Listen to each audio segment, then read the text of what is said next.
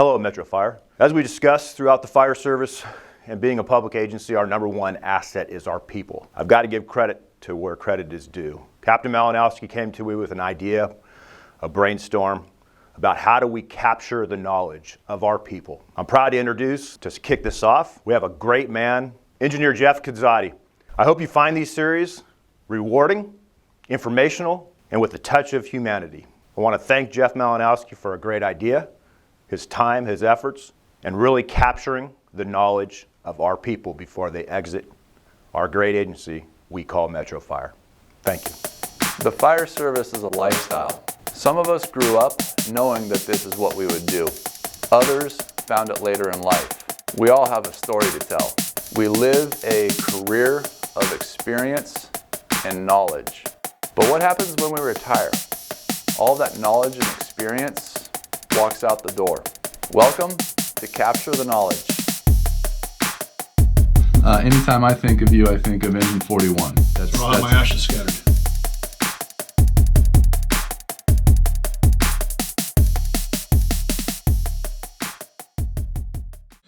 So I had always wanted to be a firefighter since I was 3 years old. Luckily enough for me, I was able to enter the fire service at 19 years of age, and I got on with the Sacramento Fire Department Reserve Program. Back then, I joined with Joe Furica, Doug Bine, Terry Melhoff, Rick Griggs, Chief Charlie Jenkins was there. One by one, we all got hired individually by different departments. And as fate would have it, through the different district consolidations, we all ended up working together at Metro 20 years ago. But those early days were very exciting. We all had the same desire. There's a core group of us that really wanted to do this for a living. Some of the people in the reserve program were there for community service or a hobby. Us young guys really wanted a career. And back then, like I said, it was very hard to get in the fire service. We all tried testing. For me, it took 7 years to get hired full-time. The tests were a lot different back then. There was no perfect firefighter candidate. There was no internet.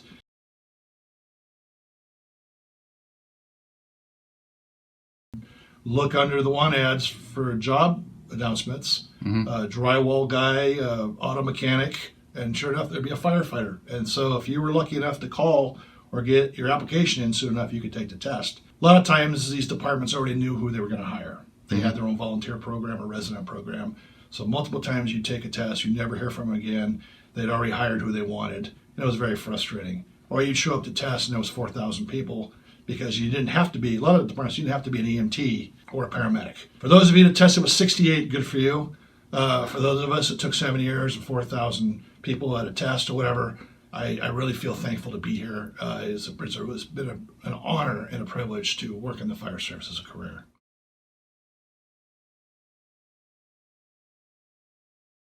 They're salty. They're what you picture. I've often joked about what the salty guys looked like when I started, and I've wondered, do I look like that to today's young kids coming in? I think there's some big differences between the generations. And one of the big things that I recall, a lot of the firefighters that were on the department when I started were in Vietnam, and they had been in combat. They had exposed to things, seen some things. A lot of us worked second jobs, myself included, but a lot of the guys when I came on all worked second jobs because the fire department didn't have the pay or the benefits that we enjoy today. Guys would work their 24-hour shifts, get off duty, and go to their second job, be it roofing, painting, auto repair. For me, it was auto detailing. That's what I did when I was a resident to make ends meet. These guys worked hard. They played hard on their days off. They drank and they smoked. They didn't necessarily work out. Their diet was red meat, bacon, a lot of beer, but they worked hard and they had a good work ethic.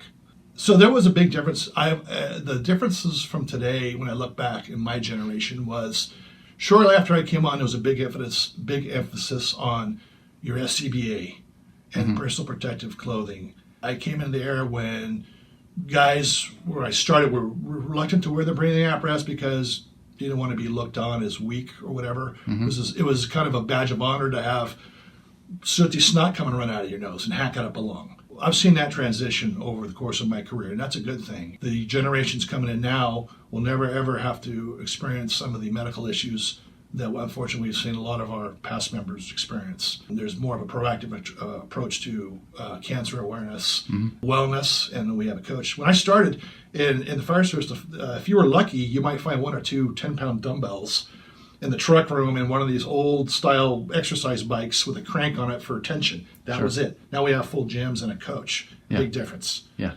I often wonder, though, and I've asked some of my friends, do we look old? Do we look like those old guys? I sure hope not. But I do feel the 35 years of this job, I feel it in my hips, my shoulders. Knock on wood, I've never had a significant injury. I've broken bones. I've done a few things to myself over the years on the job, but thankfully nothing that was career-ending. I've seen plenty of my friends leave this profession pretty early based on back injuries or other types of injuries.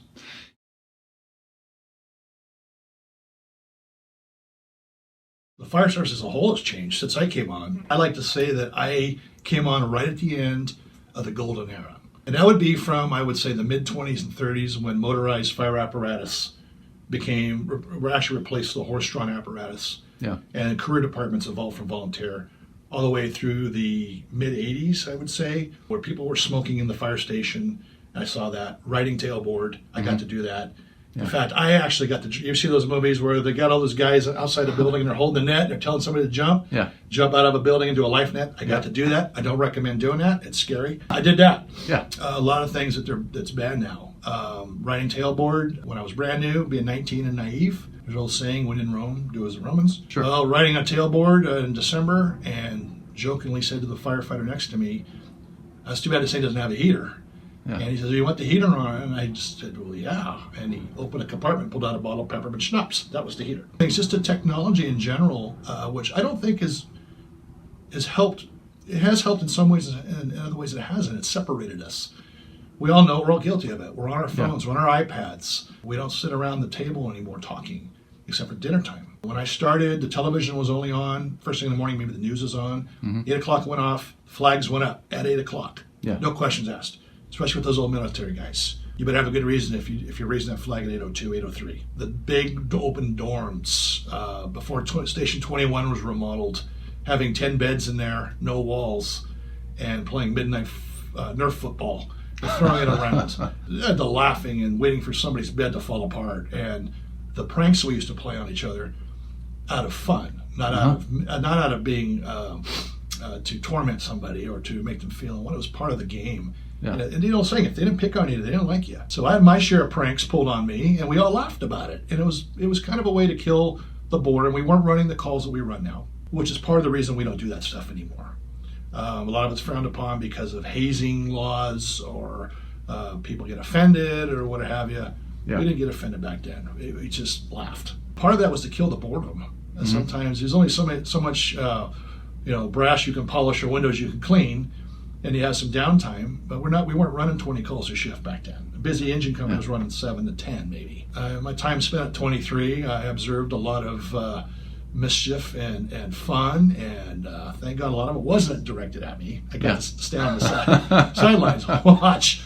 Because be careful who you pick on, because some people get even, and they get even way ahead of you. Those were the fun days. And my generation, we're all young. We're all in our early 20s and full of energy, and that's just how it was. Other things in the fire service from the tailboard era were modernization of going from tailboards to 4-door cabs. And I remember the first time I saw one was, wow, that's really interesting. I'd never seen anything like that. Because riding out in the open in the jump seats was a lot of fun. And not having a heater, not having an air conditioner, and then getting in the rig and putting your arm on the cowling and burning yourself, that wasn't fun. But that was part of the experience. I'm glad I got to experience it. Sitting in the rain. And then you could hear the captain and the engineer go, well, I don't know what you're complaining about. We're toasty warm up here. And the advent of the Dave Clark headsets was a neat transition. And back then you'd hear the captain banging on the sliding glass door because you're right backwards. If we had a fire, that's how you knew. Hey, we got a job. Bang, bang, bang, bang, or getting your attention. EMS especially. When I started, you didn't have to, Citrus Heights, you didn't have to be an EMT to get hired. It was favorable. But when I was going to EMT class, there was EMT 1A, and that was the full class. You could graduate 2 weeks prior with EMT FS. And what I remember going to Cosumnes River College in '88 when I was getting my EMT was there was a lot of older people from the city fire department there. And I thought to myself, why are they taking EMT now? Well, it's because they would get an incentive in their pay raise for their last year. They weren't EMTs. But they would only take the FS module because they didn't transport and they weren't planning on working anymore. And so I remember that. That's something that seems so long ago. I think I've resorted 15, 16 times now. It's hard to believe, too. That time's gone. EMS especially, well, the first engine I ever was assigned to had where we keep on the running board over the right rear tire, where we keep our rubbish hooks. Back then they had the old the cloth folding army cots you would have. Those were sitting out in the weather, and then our breathing apparatus was kept in boxes, not in the jump seats. First aid was very, very basic. To watch the transition from basic first aid, entry-level first aid, to full-on transporting ALS 12 leads is really amazing to see how it's come over 30-something years. I think back to a lot of the calls where seeing the interventions that we were trained on did make the difference. We all know we go on those calls that are routine. I have foot pain, back pain, or whatever. But when you do show up for the first time and you see somebody that's laying on the floor like in a movie, passed out with a needle stuck in their arm, and there's a spoonful of heroin and the stove's still on and a wad of probably $5,000 cash on the table, and you give the Narcan and you see that person wake up, to see that for the first time is pretty impressive. Same with like D50, when you see a diabetic come out of a diabetic emergency, and to see those things that we don't do all the time, but to see that is pretty amazing, to see how this come full circle. Double fatal pediatric autoped, Kenneth and Madison. Next question. It goes back to being young. I've been on the job about a year with Citrus Heights. We had merged with Rancho Cordova to form Sac County. And I was beginning my career at Engine 41 as a firefighter. And we had a 4-person company. And Mark Thompson was transferred from a Rancho Cordova station they were trying to integrate all the different department members. Okay. So he came over to 41 to join me as the 4th firefighter on Engine 41. We had a 4-person engine company because Engine 41 was one of 3 of the ALS engine companies at that time. That's all we had. His first day, I think I met him once before, but he came in and I was showing him around the station, and we got a call right about 8:30 for a structure fire. Back then, this was Engine 41 was an open cab Seagrave, where you have face backwards, no headsets, and we get a call for structure fire on Siskin Court, which is right near Don Julio and Elkhorn. And so we're riding backwards, and I can't see anything. But pretty soon I hear the captain, Wayne Smith, pounding on the glass. So we got a fire. We pulled into the court, and obviously I can't see where we're going. But next thing I remember is pulling into this court and smoke just coming in the jump seats where I could barely breathe. Marco, was apparently smarter than I was and was watching out the front window. And before that engine even stopped, had already hopped off, ran across the front of the rig, and was stepping on the running board where I was sitting, which was right in front of me, to grab the cross lay. So I know the old rule back then, the firefighter never let anybody take your nozzle, so I grabbed it with him, and he was on one side and I was on the other, and we went charging for this house while the cross lay was playing out. Fire was coming out of a sliding glass door on the delta side of this house. We're sat on the corner of this court. A lot of fire was blowing out the sliding glass door, and there was a little, like a patio cover, lapping out the top of that. Well, we were making a beeline for it, and he and I were grabbing and weren't going to let go. Both 20-something-year-old kids, 200-something-pound bulls, heading for the gate. And I remember thinking, are you going to open the gate? Because I'm not opening the gate. Yeah. And he probably thought the same thing, and we hit that gate like a freight train. Yeah. And the gate fell, or I'm sorry, the fence. The fence fell over, and I remember this distinct feeling of going uphill, and then the fence tipping like a fulcrum, and then going downhill. We got in this yard, and he and I were grabbing this thing back and forth, fighting and putting the fire out while the captain's screaming at us to knock it off. Fire went out. So after a little bit of a lecture from our captain, we put the nozzles down, went out to get our bottles changed, and I remember walking out to the engine, and I noticed that there was a sheriff's deputy sitting on the tailboard, and he had a sea collar on, he had an oxygen mask on, and he was bleeding pretty heavily from his scalp. Tom Hansen was the engineer paramedic at the time, was attending to him, and I thought that was pretty odd. What the hell happened to him? I didn't put 2 and 2 together. So we go over and start talking to him, and he said, well, here I am driving my patrol car, and I see this column of smoke, so I get there first, grab a garden hose, go through this gate, and I'm trying to keep the exposure house cool. Yeah. Apparently he was on the other side of the fence, and Mark and I never saw him. Well, he was the fulcrum. The gate went right. We ran right over the top of the guy, pushed him face first into the dirt. Poor guy. So Yeah. So I think back then, being young and dumb and stupid and not seeing the big picture, but we've changed quite a bit over the years.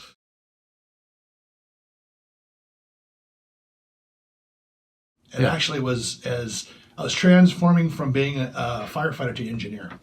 I had just taken the engineer's exam, was scored high enough to anticipate a promotion. This is when we gave the joint test with American River 1 year prior to the merger. We knew the merger was going to happen, so we gave a joint engineer's test.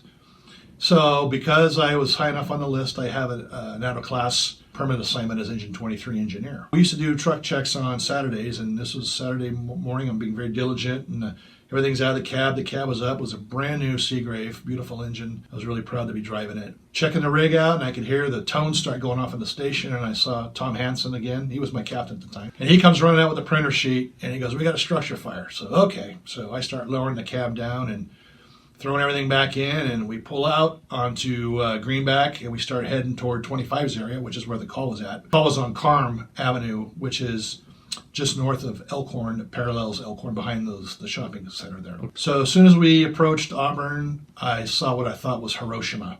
I thought somebody had dropped an atomic bomb. So I'm thinking 25 is going to be first in. It's their area. So that's what Tommy's telling me. He goes, "Hey, I'm going to get you a hydrant." So all these things are going through my mind. Don't want to mess up. I'm going to get water. I'm going to lead in. And I don't hear anything on the radio, which was really odd. Yeah. We turn the corner and nobody's there. So, guess I'm it, tag. Yeah. And so I've got 4 houses on fire. 4 houses. 4 houses on fire. 2 ripping and 2 exposures going. So I spotted my engine, engine 24, heard the call, and was right at Dayton Medicine, jumped on the freeway and got off the freeway. They were right behind us. Basically, some big mistakes were made operationally. I had more lines coming off my engine than I should have been supplying. That was my early on mistake. I was running out of water. I had to do a couple things on my own to get water. There was a lot of just freelancing, people pulling hose lines, no direction, a lot of chaos. That's when I knew, oh my God, I didn't know this is what being an engineer was like. Every time I had done drills, the gauges were always perfectly set. I'd mark my pressures with a pen, and this time the gauges are everyone's going like this. I'm like, what's going on? I've never seen this before. Well, it's because everybody's flowing and shutting off. I didn't know that. Yeah. That wasn't in the book. They didn't teach me that. Yeah. And I'm trying to balance, shutting these valves open and closing, and that's okay. This guy's screaming, he doesn't have any water, so I'm opening it up. Now it's dropping, and I'm doing this, trying to balance, watching my sight gauge. People are screaming at me, and when it was all said and done, I had 5-inch hose coming in on each side of my engine from 2 different hydrants. Yeah. I was supplying a second engine. Every discharge off my engine I had a hose line being pumped with the addition of a 200-pound foam adductor off my front bumper. So it was a trial by fire.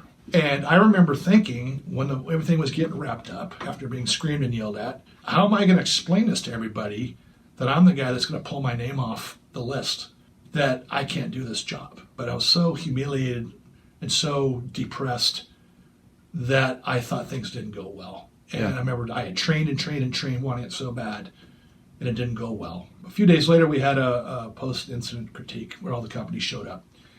And all they're doing is raving, "Oh, you did a great job." And I'm like, what fire were you guys at? Yeah, I just had to realize in the heat of the battle, people who yell at this, it wasn't personal. They weren't yelling at me personally. They're just yelling because they want this and that or whatever. And I was getting praise that I did a good job. And so I remember talking to Tom. I go, why do I feel this way? And he goes, well, you basically had a trial by fire. You had the mother of all fires. I've never had one like that since. Yeah. I've had some big fires, but not like that. Not where every discharge was being pumped, supplying a second engine. So that was my moment that I realized you got to know your stuff at certain times because you can't always wing it. And when I thought I was winging it, I actually had been trained well enough to overcome that.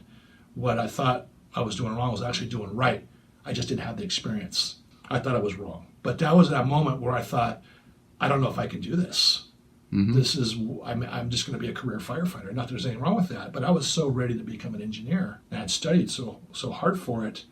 I didn't realize, okay, that's what happens when people are opening and closing their nozzles. The gauges shut off or go up and down. When they open them, they drop. Right. I didn't know that. So that was my moment. Well, starting off at 19 and taking 7 years to get hired, I lived at home for quite a few years to save up money. $3.25 an hour doesn't save it for 20% of a house down payment. Right. So it's like a second job. So I lived at home for a while. And then when I went out on my own, I was still single. The different girls I had dated and eventually the one I married, they knew the schedule. So it was never a problem. They knew I worked Christmas. They knew I worked Easter. They knew I worked birthdays. That's just part of the package of going in.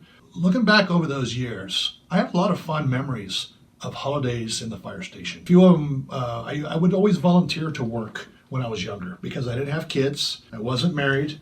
And my thought was, well, I'll do this for the guys who have families so that they can be with them. I just thought that. And plus, holidays at the firehouse are usually pretty quiet. There's nothing really going on. And there's get-togethers. There's a ton of food. That's a good thing. It was a lot of fun. And so I remember a few holidays at 21 where there was 30 to 50 people there, family members, kids. We put all the tables out in the truck room. We'd eat. And we'd go on some calls, but it was usually pretty chill day. But I look back on a lot of those memories, and a lot of the kids that were there now are now company officers here.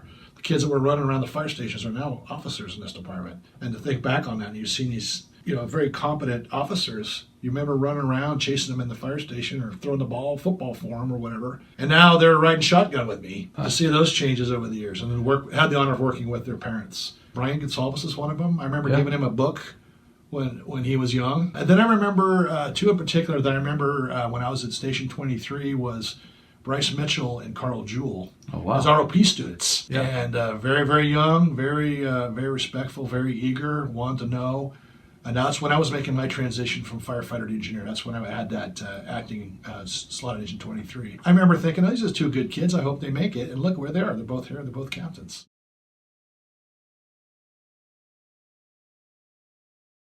One of the things I'm seeing at a lot of people at the end of their career are how many people talk about the years that they've lost in divorce and having to make up hours, and they're not going to have as much as that they had planned for or what have you. That's one of the things you need to be aware of. I'm not saying that I have an opinion either way on marriage. I think it's great if you find the right person, but they have to be on the same page with you in this career. My wife's always been very supportive of me. She doesn't ask a lot of questions. When I come home from work, she doesn't say, how was your day? She goes, were you on that fire? She really doesn't care. She might say, especially now, she might say, how many people called in sick today? She doesn't care. I do staffing. But back in my years at 41 and the busy stations I was at, she didn't really care. And I really didn't want to bring anything home to her to say, hey, did I tell you about that person that committed suicide today? Do you want to hear about it? Because I know she didn't want to hear about it. But that's one of the things that fortunately for me, I've never been on a call that has haunted me. There's calls that are permanently locked in a vault. I'm never going to think about them again. That door's locked, the key's thrown away. That's the way it is. Fortunately, they've never affected me. I hope they never affect me in the future. Knock on wood.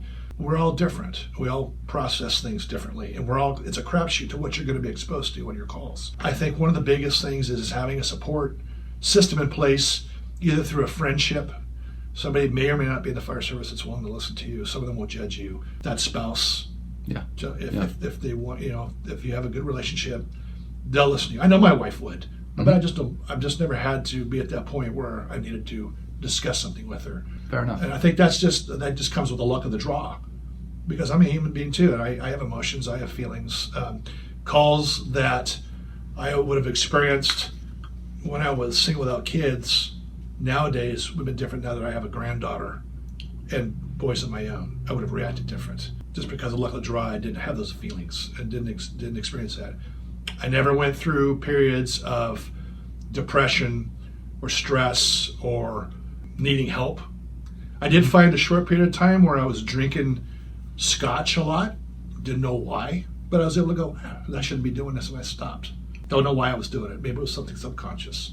But I was fortunate enough that I realized that, this isn't very good, and I should probably not do this, or what have you. But I do think that is this macho thing that we have, this wall, that we need to really look at that a lot more and say, it's okay to say, I need help. It's okay to say, I'm feeling bad.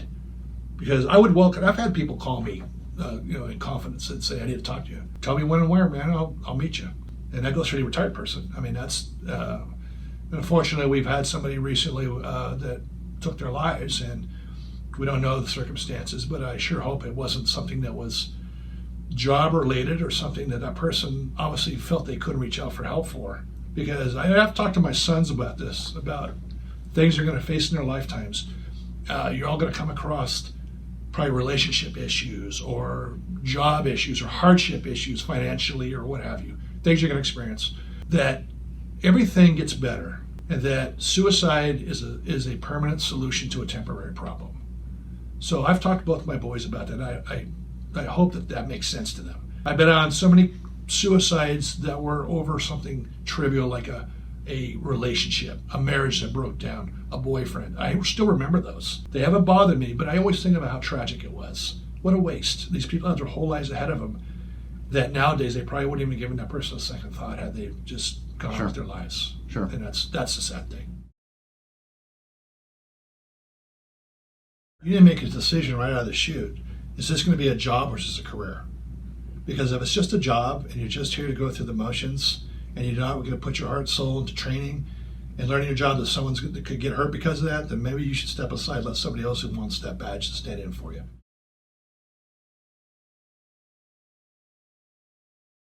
Well, 114, we don't walk around with our badge shirts on because no one ever comes here. Some people do know that when I'm out working outside the wire that I do like wearing my shirt to the store. Yeah. And generations have changed, the different meanings of the uniform, whatever. But I remember the first time I got a badge, and I hope everybody did the same thing. Because if you didn't do it, I think you're lying. But the first time you got your badge and your uniform, you stood and looked at yourself in the mirror. And I'm sure you were pretty proud. And I've always I've always felt that. Even to this 35 years later, I'm still proud to wear my uniform. And the reason I'm wearing it is because if I'm going to retire in another year or so, I'm never going to have the privilege of wearing this again.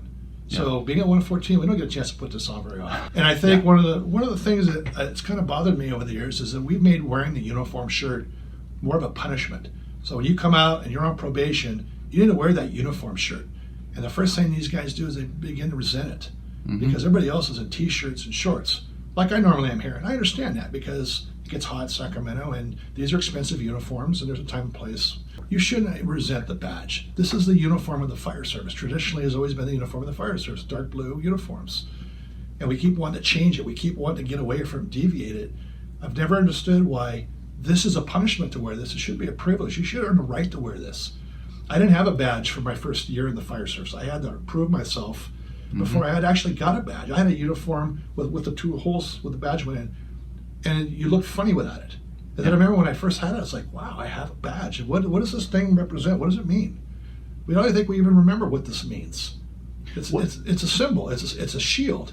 It's the symbol that we protect. We stand in the way of harm in the public. And that's what this is supposed to represent. And I think as a fire service, a lot of times we've, in our day-to-day routines and our calls and what have you, we forgot what this means. And I'm still proud to wear this badge. I always will be. One of the things I'm not going to miss is the prevention leak. I'm not going to miss hose testing. I'm not going to miss pump testing. I'm not going to miss medical aids. I'm going to miss the routine. And most of all, what I'm going to miss is cooking for everybody. Yeah. When I entered the fire department, I would have burned water if I tried to boil it. I had no training in cooking whatsoever.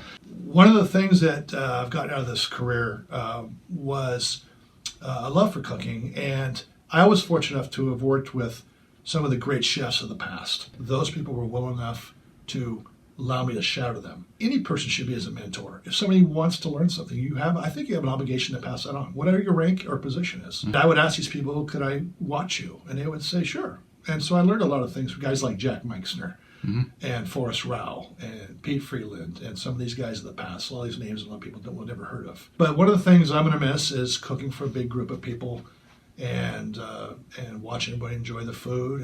And now that approaching retirement, it'll just be my wife and I, so my portion control is going to be a lot smaller. And I won't be making these extravagant meals. But that's one of the things I'm really going to miss is the kitchen table, the camaraderie, rolling dice, the laughing, the stories, and some of the stuff that's not fit for children to hear or whatever. So how a conversation can start off on one topic and end up on that topic in 5 minutes is beyond me. But so those of you that still have a few years to go, I really highly recommend that you treasure these moments.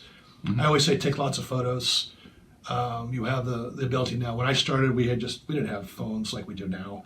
we had cameras, they'll install cameras. Right, And if right. you took a shot, you hoped it came out good. And nowadays, you have that luxury. So take lots of photos of the guys, your crew, the rigs, the stations, because they're all be so different in 30 years. But on the other hand, put the damn phones down and enjoy each other's company. Yeah. Because, like me, I'm not going to have this anymore. I'm going to have memories. I have a lot of good memories, but they'll just be memories. I can remember telling people, and it sounds silly, but I remember being at Station 29 and coming back from medical aid at 2 in the morning or whatever, and just taking that second and looking at the rig, going, I can't believe I actually made it. I actually got to work in the profession I chose as a kid. I'm driving one of the coolest vehicles on the road in this beautiful station, and they're paying me to do this. I pitched myself. And one of the coolest moments I remember was right after the merger. Once I had got promoted to engineer, was the first time I ever worked at Engine 103. And I grew up over in 103, back when it was arcade. And I would hear that siren coming down Auburn Boulevard, and I would get on my bike if it stopped close by. And I would ride my bike over. And I can remember seeing Keith Sullivan's dad, Bob Sullivan, as an engineer. I remember Chuck Ingram when he was a fireman. I remember Chief Horde when he was an engineer. Guys I eventually worked with. And I remember thinking the first day I worked at Engine 103 was, hey, this is kind of cool. I'm going to drive the engine company I chased on my bike as a kid. How many people get to do that? That, to me, was always kind of one of those moments that I got to serve the community I grew up in. It was pretty cool. And I'll always be thankful for that. To have seen the changes of working from a small department that built its own fire stations and fire engines to this agency. Yeah. So I often feel like I went from AA ball to the major leagues. I really do. And to work for this department, I'll always be very proud of it. And you know, not knocking any department where anybody has a career, but this one has so many different facets and so many different things you can do. That's amazing. I kind of wish that it became Metro so late in my career. I lost a third of my career working other places, but it gave me an appreciation of where I work now. Hello Metro Fire, Jeff Malinowski here at Station 53. I want to introduce you to a project I've been working on the last few months. When somebody retires, all that knowledge and experience walks out the door with them. Well, maybe we can capture some of the knowledge and experience of these folks by sitting down and doing some interviews with them, and we can all learn from it. Folks who have been around for a while, they have a ton of institutional knowledge here at Metro and in the fire service in general. I'd like to thank Chief House for providing a venue that we can publish this in so everybody in the district can see it. I'd like to thank Captain Jason Cahill for doing the technical end of it.